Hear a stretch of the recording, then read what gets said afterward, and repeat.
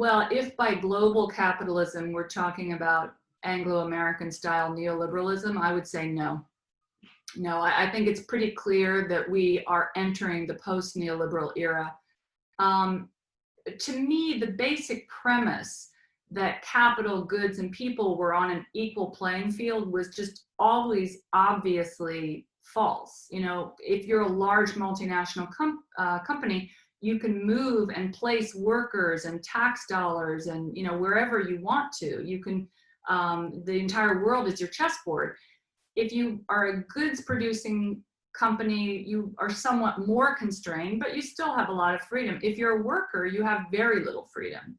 So democracy is still taking place basically at the level of the nation state, but global capitalism is flying above the nation state, and that conflict is exactly where we are right now.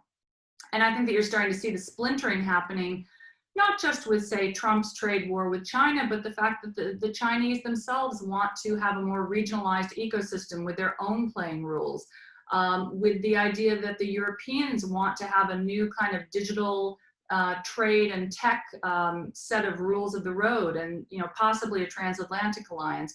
All these pieces are shifting right now. I think that we're going to see a shift within the next 5 years away from the dollar as the single global reserve currency. I think we're going to see much more fragmentation. I think you can already see that actually in the spiking price of gold, that most of the market thinks that that is going to happen.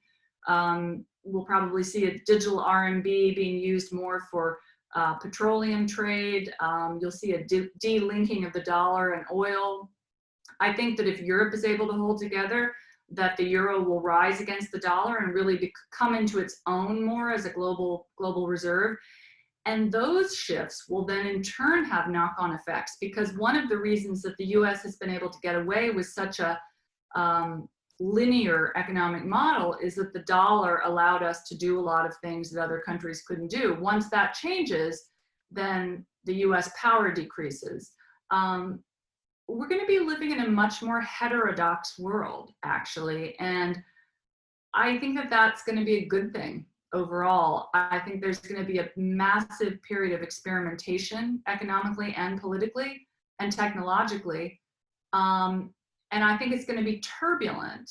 But I think if we can get past the turbulence, we're going to end up in a better place, because what is very clear is that you cannot have a system in which the top 10% of companies in the world own 80% of corporate wealth, that the top 5 companies in the US have 30% of the stock market, that wages have stagnated since the 1990s for the entire population and since the 70s for the working class.